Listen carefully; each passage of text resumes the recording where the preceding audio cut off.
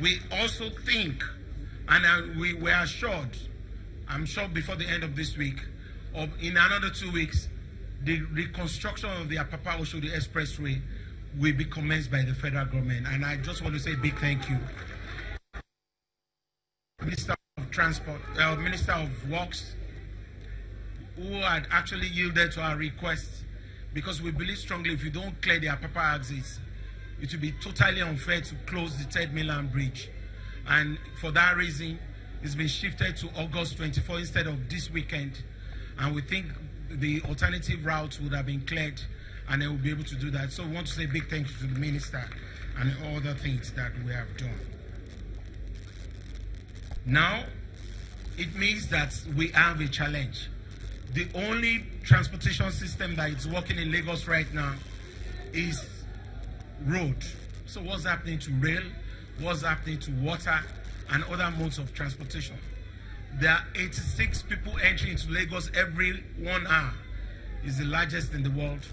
And again, you don't need visa to enter Lagos from Ogun State or from Taraba State.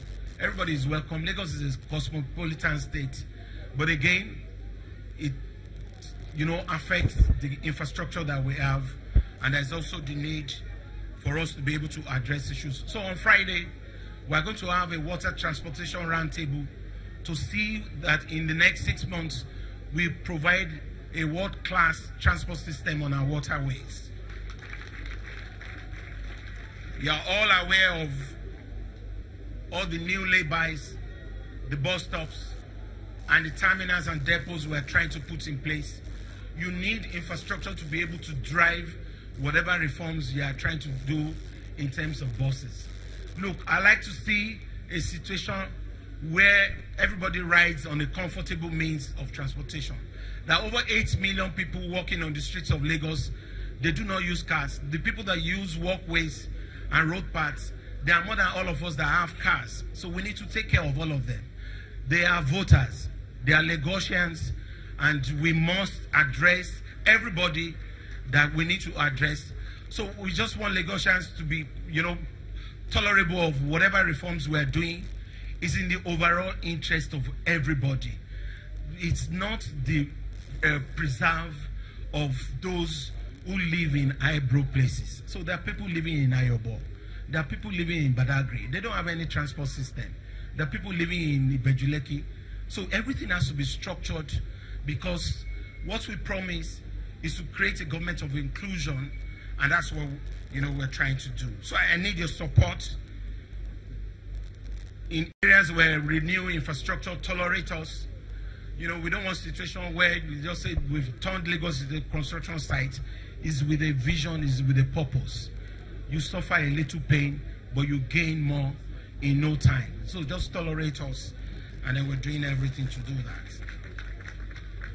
So in the next few days, in the next few weeks, and in the next quarter, I just want to tell you the kind of things that we're doing, and that you will see that will come into fruition. So we promised you that we're going to do the Muritala Mohammed Airport Road, which we are turning to 10 lanes, and we'll deliver that before Christmas. We're already doing the Aradagun, Imeke, Iworo, Ajido, Ekpeme Road, which goes to Western Palms. And that is a very thorny road. It's marshy, where we've done all the bridges there. It's also to boost tourism and also create a new economy in the Badagry axis.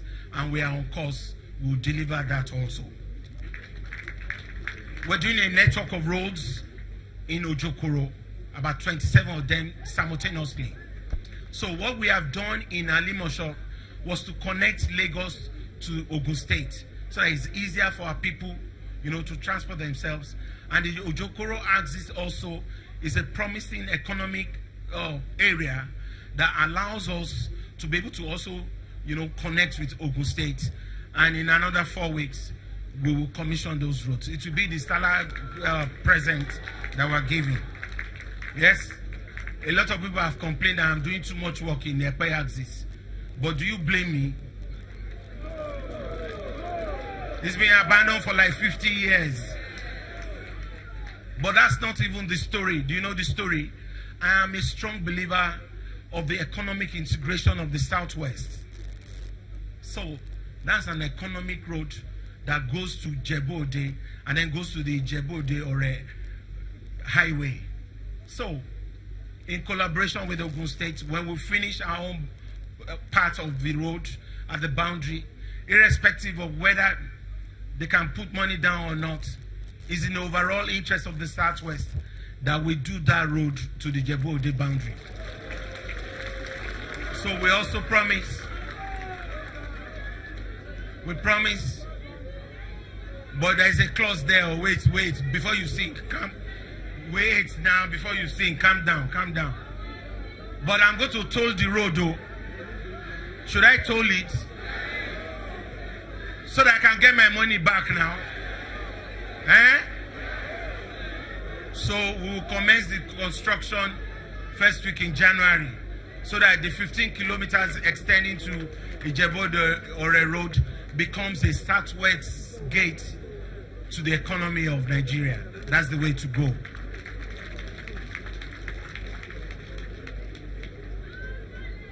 So we are doing Irede Road in Ojo, and then I'm coming to Maza very soon to see what are the issues there, and also we'll deal with it. So we have left Ayinke House, where is our child factory. In the last 5 years, we've been rehabilitating it. But I just want to say to you, before the end of the fourth quarter, Ayinke House will be back into operation.